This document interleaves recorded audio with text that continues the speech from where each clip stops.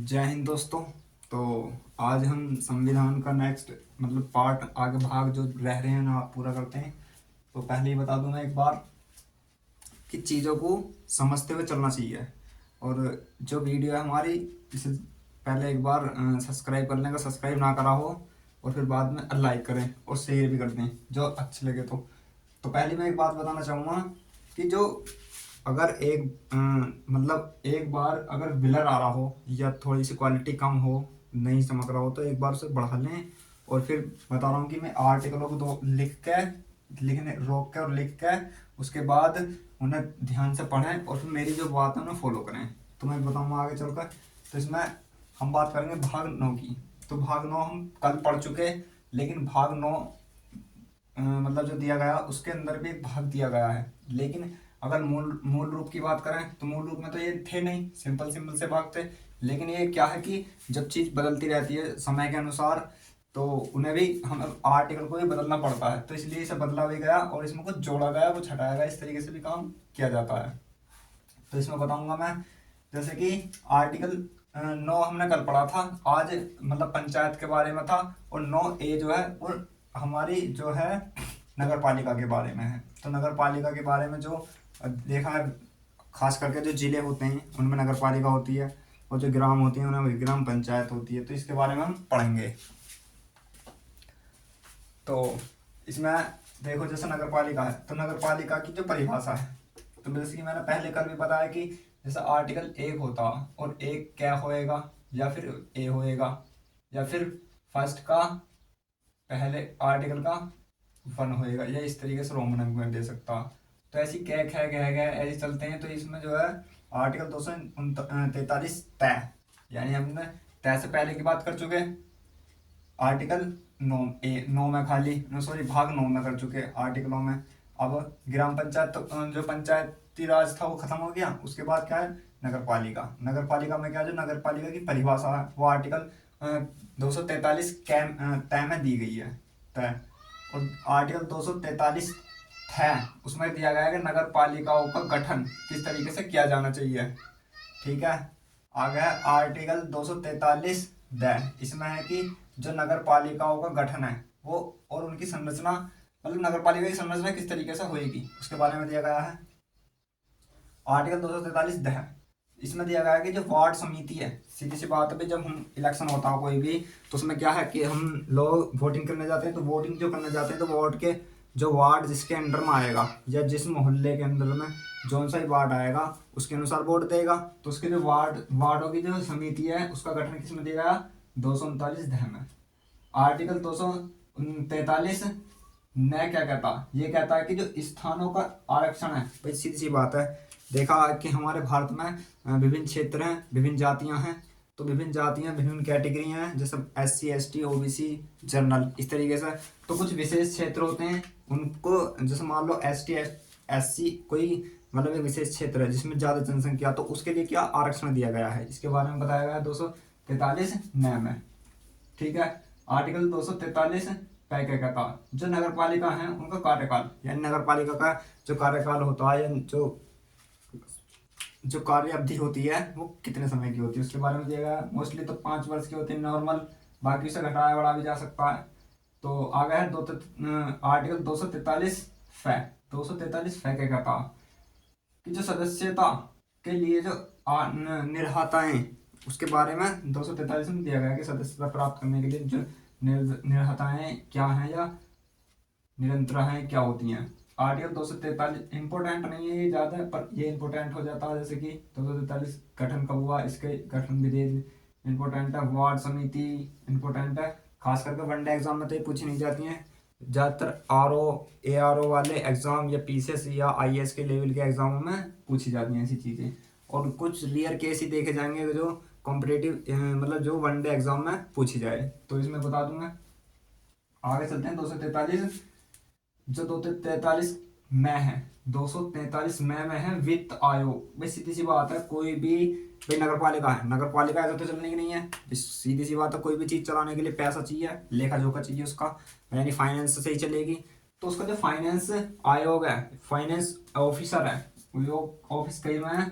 Article 243 में दिया गया है, यानी नगर पालिका होगी, उसका जितना भी फाइनेंस खर्चा या वित्त से संबंधित जो भी कार्य होगा वो किसमें आएगा, इस आयोग में आएगा। ठीक है। आर्टिकल 243 ये, अब देखो ये जो चला, अब ये के अंदर भी क्या होएगा, आर्टिकल आएगा। भाई सीधी सी बात, अगर मैं बात करूं आर्टिकल 10 है, उसके अंदर मैंने कह दिया कि फर्स्ट, और फर्स्ट के अंदर भी क्या आ जाएगा, फर्स्ट के अंदर में रोमन अंक में फर्स्ट आ जाएगा, उसके बाद 10 फर्स्ट, फर्स्ट के अंदर सेकंड वाला पार्ट आ जाएगा, इस तरीके से आ सकता। तो ऐसे ही इसमें क्या बना दिया गया, इसके अंदर भी एक मतलब आर्टिकल के अंदर में फिर दूसरा भी मतलब से जोड़ दिया गया है, जिससे कि संविधान जो मूल अनुच्छेद हैं वो उतने के उतने ही रहें और इनके अंदर कुछ चीजें जोड़ते चले जाएं, इस तरीके से बना दिया गया है। तो इसमें बता दूं मैं एक बार, जैसे ये है कि आर्टिकल 243 ये है, ये क्या कहता है, उसके अंडर में क्या आता, क्या कहता है कि जो नगर पालिका है ना उसका निर्वाचन किस तरीके से होगा, वो आर्टिकल इसमें दिया गया है। 243 ये के क्या पार्ट में, आर्टिकल 243 ये का पार्ट जो है कौन सा, घ, उसमें दिया गया है कि जिला योजना के लिए समिति। भाई हर एक जिला होता, जिले में योजनाएं होती हैं, किस तरीके की योजना होती हैं, जैसे मान लो कोई भी एक छोटे से पैमाने पर लेके चलें, कोई एक नॉर्मल सी योजना बनाई कि हाँ हम इस जिले में मतलब सड़कों पर ट्यूबलाइट लाइट लगाएंगे या पेयजल लगाएंगे, इस तरीके से मतलब लगाएंगे कुछ भी चीज़ है तो एक योजना बना दी, या मोहल्लों में नल की योजना, लाइटिंग की, सोलर ऊर्जा की योजना, इस तरीके से जो दिया गया है उस समिति के लिए आर्टिकल 243 ये के इस भाग में दिया गया है, कह भाग में आ गया। आर्टिकल 243 ये का जो डे भाग है इसमें दिया गया महानगरीय योजना समिति। भाई सीधी सी बात है, एक तो नगर होता, एक होता महानगर। महानगर कैसा होता, जैसे कि एक तो छोटा, जिसकी जनसंख्या कम होती है तो वो नगर हो जाता है, और इसकी जनसंख्या बड़ी हो जाती है, क्षेत्रफल बड़ा हो जाता तो वो महानगर हो जाता है। जैसे मान के चलो मेरठ, अगर हम उत्तर प्रदेश में बात करें तो मेरठ क्या है, एक मंडल भी है और एक महानगर भी है, क्योंकि इसकी जनसंख्या बहुत ज़्यादा है। और अगर देखें प्रयागराज भी है, काफ़ी बड़ा है, तो इस तरीके से ये महानगर होते हैं। तो इनमें जो योजनाएं बनती हैं उसके लिए एक समिति का गठन होता है। उस समिति किसके अंडर में आती है, आर्टिकल 243 ये का डे भाग जो होता। भाग 10 क्या कहता भाई, यहाँ पे हमने भाग 9 खत्म कर चुके हैं, आ गया भाग 10। भाग 10 ये कहता है जो SC/ST एरिया है उसके लिए इसको बताया गया। इसमें आर्टिकल एक ही है वैसे तो, पर एक और जोड़ दिया गया। जैसे मैं बात करूँ आर्टिकल 244 में, आर्टिकल 244 ये कहता है जो SC/ST क्षेत्र हैं या जो क्षेत्र हैं उनके लिए प्रशासन कैसा होगा। भाई जो सीधी सी बात है, अगर SC/ST क्षेत्र है तो उसके लिए प्रशासन की विशेष व्यवस्था की गई है यहाँ पे। ठीक है। आर्टिकल 244 में, आर्टिकल 244 क्या कहता है कि जो असम है, असम हमारा राज्य है एक, उसके कुछ जनजाति क्षेत्र हैं उनके संविष्ट करने वाला एक स्वयंशासी राज्य बनेगा। और उस जो स्वयंशासी राज्य बनेगा उसका सर्जन कौन करेगा, मंत्री परिषद करेगी या विधान मंडल करेगा। ठीक है, आगे चलते हैं। देखो भाग 10 कंप्लीट होगा, इसमें छोटा सी भाग है। तो आर्टिकल भाग 11, भाग 11 क्या कहता है, भाग 11 कहता है कि इसमें आर्टिकल 244 इसमें क्या है कि जो संसद है और राज्य है उसके जो विधानमंडल हैं उनको बनाने उनको उनके द्वारा बनाई गई विधियां। सीधी सी बात, अगर सिंपल वर्डों में बात करूं तो जो संसद होती है और राज्य होता है, संसद में जो देश में होते पूरे में संसद होती है, और जो राज्य होता है उसमें विधानमंडल होती है। संसद में राज्यसभा लोकसभा होती है, विधानमंडल में मंत्रिपरिषद और विधानसभा होती है। तो इसमें बता दूं एक बार, तो इसमें दिया गया है कि जो संसद है और विधानमंडल है, भाई दोनों कानून बना सकती हैं। संसद क्या राष्ट्रीय मतलब पूरे भारत के लिए बना सकता, और विधानमंडल क्या कर सकता, केवल स्टेट के लिए बना सकता। तो पहले ही बता, इसमें दिया गया है कि जो कानून बनेगा ना वो आर्टिकल 245 के अनुसार बनेगा। आर्टिकल 246 का कहता, इसमें भी यही बात है। भाई देखो राज्य है और क्या है, एक देश है। तो राज्य देश बड़ा है, राज्य छोटा है। तो जो संसद है और राज्य दोनों क्या बनाएंगे, कानून बनाएंगे। कानून बनाने का हक दिया गया संविधान में। तो उसके जो विषय वस्तु हैं किस तरीके की बनानी चाहिए, उसको विषय वस्तु को किस में रखा गया, आर्टिकल 246 में रखा गया। आगे चलते हैं। आर्टिकल 247 क्या कहता है, ये कहता है कि जो कुछ अतिरिक्त न्यायालय हैं उनकी स्थापना जो होएगी उसकी शक्ति किसके अंडर में होएगी, मतलब संसद के अंडर में होगी, मतलब संसद की शक्ति को जो संसद की शक्ति के अनुसार होगी, यानी इसकी पावर किसको दी गई है, संसद को दी गई है। आर्टिकल 248 क्या कहता है, अवशिष्ट विधाइयां और शक्तियां इसके अंडर में आती हैं। अवशिष्ट जो विधायी शक्तियां होती हैं वो आर्टिकल 248 के अनुसार होती हैं। आर्टिकल 249 में जो राज्य सूची है और विषय के जो कानून बनाने का जो राज्य सूची है और जो राज्य सूची दे रखी यहाँ पे और उसके विषय के बारे में जो कानून बनेगा, ये विधाइयां बनेंगी, वो किसके अनुसार बनेंगी, संसद के अनुसार। यानी संसद ही उनका प्रशासन करेगा, या किस तरीके से डिफाइन है उन्हें सिस्टम के तरीके से, प्रशासन के तरीके से संसद ही करेगा। तो आगे चलेंगे इसमें। आर्टिकल 250, आर्टिकल 250 क्या कहता, जो आपातकाल है उसमें राज्य सूची के विषय में कानून बनाने की शक्ति संसद को है। यानी राज्य जो आपातकाल होता है, यानी आपातकाल का मतलब है कि कोई इमरजेंसी लगना, जब कोई इमरजेंसी होगी तो उसमें राज्य सूची के विषय में जो कानून बनेगा वो उसकी शक्ति किसके हाथ में है, संसद के हाथ में। आर्टिकल 251 ये कहता है कि जो संसद है जो संसद है हमारी, उसमें क्या कि आर्टिकल 249 और 250 के इसे अधीन जो विधियां, यानी मैंने बताया ना अभी, विधि का मतलब कानून, जो कानून बनाएंगे वो उसके अधीन इसे रखा गया है। राज्य के विधानमंडल द्वारा बनाई गई विधियों का असंगित करना, संगीत का मतलब असंगित का मतलब अलग अलग करना, इसमें दिया गया। आर्टिकल 252 क्या कहता, इंपॉर्टेंट तो नहीं है खैर। आर्टिकल 252 है, दो या दो से अधिक राज्यों के लिए सहमति से विधि बनाने का संसद को अधिकार है। ये इंपॉर्टेंट बन जाता है थोड़ा सा। और अगर मैं बात करूं तो ये भी इंपॉर्टेंट है, यहाँ से 245 भी, ठीक है। आगे है जैसे कि आर्टिकल 253 क्या कहता, अंतरराष्ट्रीय यानी इंटरनेशनल करारों को प्रभावी करने के लिए जो विधान है वो किसके अंडर में आता है, 253 के अंडर में। आर्टिकल 254 क्या कहता, 254 ये कहता है कि जो आर्टिकल 251 है ना, इसके अधीन रखा गया। जैसे कि मान लो इसमें ये कानून बनाने की जो विधि दी गई है, इसको इसके अधीन रख दिया गया है इसमें भी। तो आर्टिकल 255 क्या कहता, जो सिफारिश होती हैं उनको पूर्व मंजूरी देने में के बाद अपेक्षाओं को केवल प्रक्रिया को विषय मानना। भाई सीधी सी बात मैं बताऊं, अगर सिंपल वर्डों में, जब कोई सिफारिश देगा तो उसे मंजूरी दी जाएगी। जब कोई एक सपोज दैट कोई भी एक वो दिया गया, मान लो कोई एक सिफारिश दे रहे हैं हम किसी चीज़ की कि भाई ये काम ऐसा होना चाहिए, यहाँ पर भी कानून सरकार भी ऐसी करती है। तो उसमें जब कोई कानून किसी भी तरीके से अगर हम सिफारिश दें तो सिफारिश को क्या करेंगे, एक प्रक्रिया चलेगी कि भाई पहले इस तरीके से विषय इस तरीके से मनाना चाहिए। तो उसके अंडर में जो काम करेगा वो आर्टिकल 255 करेगा। एक मिनट रुकेंगे जरा,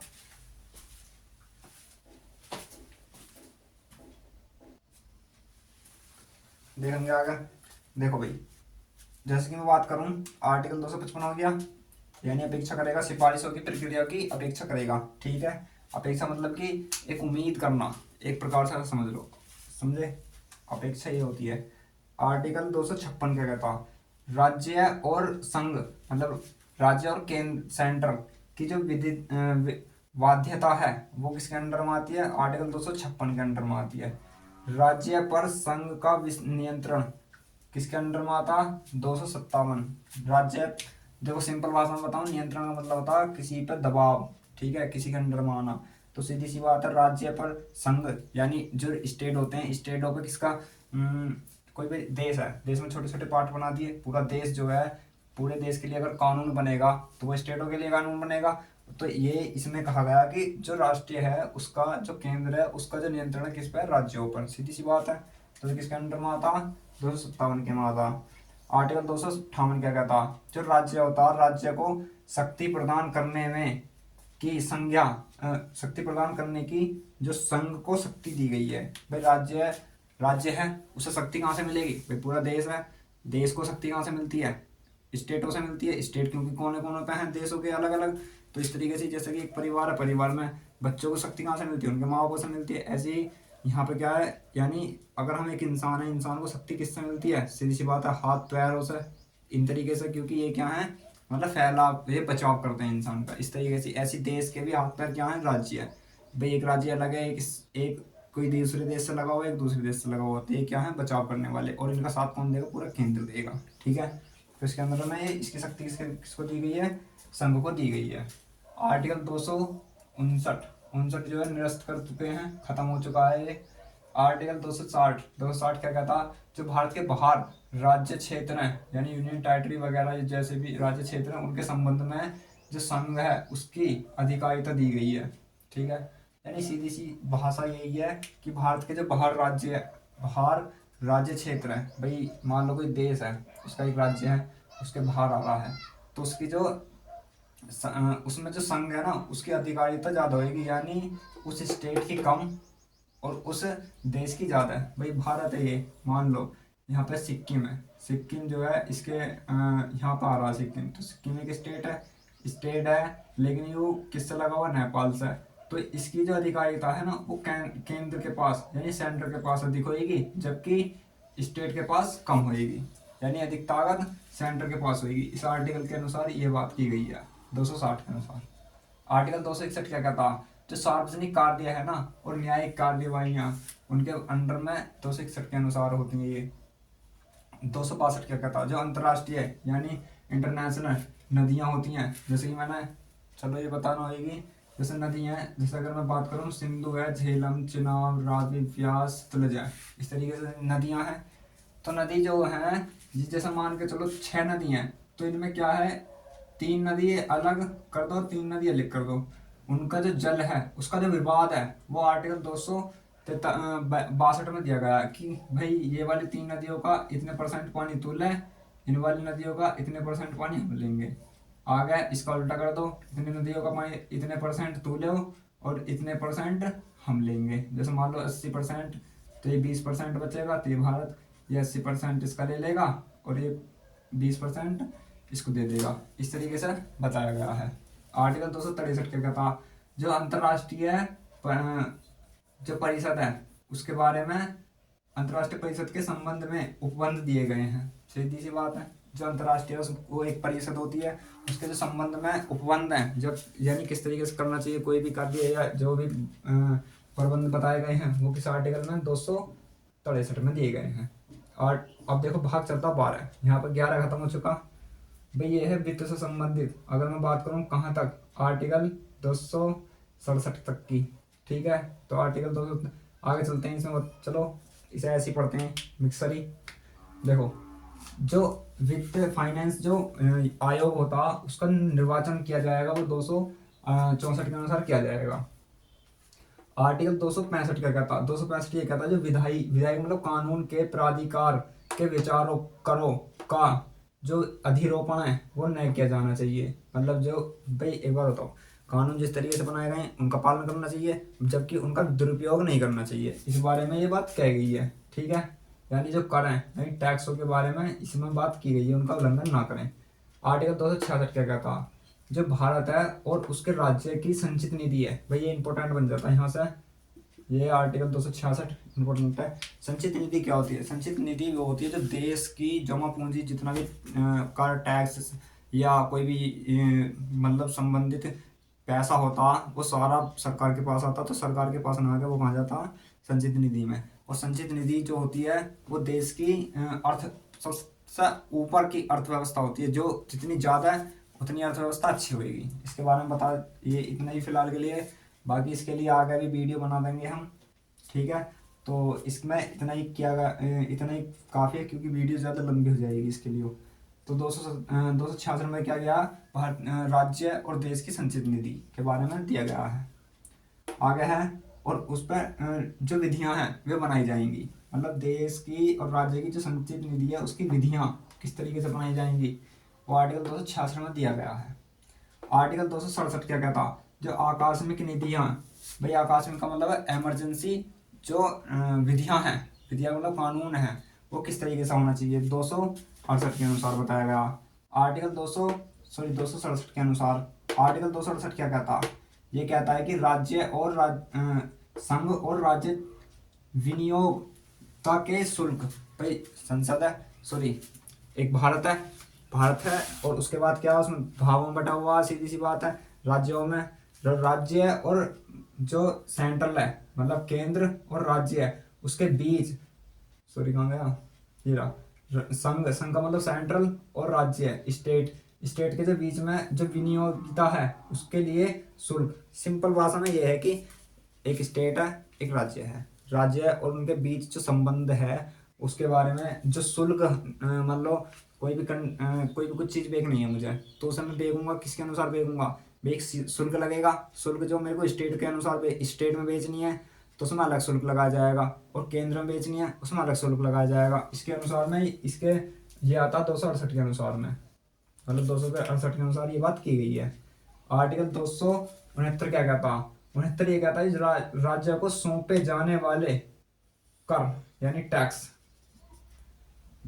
जो टैक्स जो राज्य को सौंपा जाता वो किस में दिया गया, 269 में दिया गया। आर्टिकल 270 क्या कहता, 270 ये कहता है कि जो संघ और राज्य है उसके बीच वितरण किए जाने वाले कर, भाई राज्य है, ठीक है, अभी बताया मैंने, राज्य और स्टेट, सॉरी राज्य और सेंट्रल, यानी स्टेट और सेंट्रल के बीच में संबंध होता, भाई कोई चीज़ मतलब यूपी में है, यूपी से मुझे कहाँ भेजनी, दिल्ली भेजनी है, तो दिल्ली एक यूनियन टेरिटरी बन जाएगी, किसके अंडर में आती है, केंद्र के अंडर में आती है। ऐसी ही अगर मैं बात करूँ किसकी, जैसे कि उत्तर प्रदेश से हम मध्य प्रदेश में जा रहे हैं, तो एक टैक्स तो ये लगेगा कि मध्य प्रदेश में गए, दूसरा टैक्स लगेगा कि वो पूरे भारत के अंदर में भी आ रहा है, तो भाई पूरे भारत में भी लगेगा। तो इसके बारे में जो टैक्स की बात की गई है वो आर्टिकल 270 में की गई है। कुछ शुल्कों पर 271 क्या कहता हूँ, 271 ये कहता है जो कुछ शुल्कों पर, करो यानी टैक्सों पर संघ के प्रयोजन के लिए अभिभार, यानी अभिभार का मतलब है कुछ ऐसे प्रभाव हैं जो संघ और राज्य पर दिए गए हैं, ठीक है। आर्टिकल 272 इंपॉर्टेंट नहीं है, जो भी इंपॉर्टेंट है मैं बता दूंगा उसे। आर्टिकल 272 क्या कहता है, ये कहता है कि जो टैक्स है ना उसका संघ और उस संघ द्वारा उद्ग्रहित किए जाने वाले, भाई सीधी सी बात ये है कि जो संघ है यानी जो सेंट्रल है उसके जो उद्ग्राहित होते हैं उसके द्वारा किए जाने वाले जो टैक्स होते हैं वो 272 के अंडर में आते हैं। तो दोस्तों फिलहाल के लिए इतना ही है इसमें, तो मैं बता दूं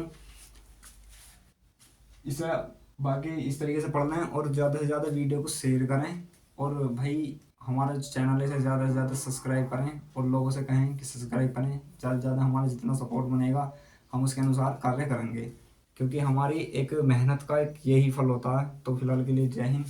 तो इस बात पर ध्यान दें कि वीडियो को ज़्यादा से ज़्यादा शेयर करें, और पहले इन्हें एक बार लिख लें, और लिखने के बाद फिर बातों को फॉलो करें और उन्हें जानें कि किस तरीके से क्या करना है, ठीक है। वरना ऐसे समझ में नहीं आने का, अगर आपने एक बार पढ़ा हो तो समझ में आ सकता, वरना नहीं आएगा। तो जय हिंद, मिलते हैं फिर अगली वीडियो में।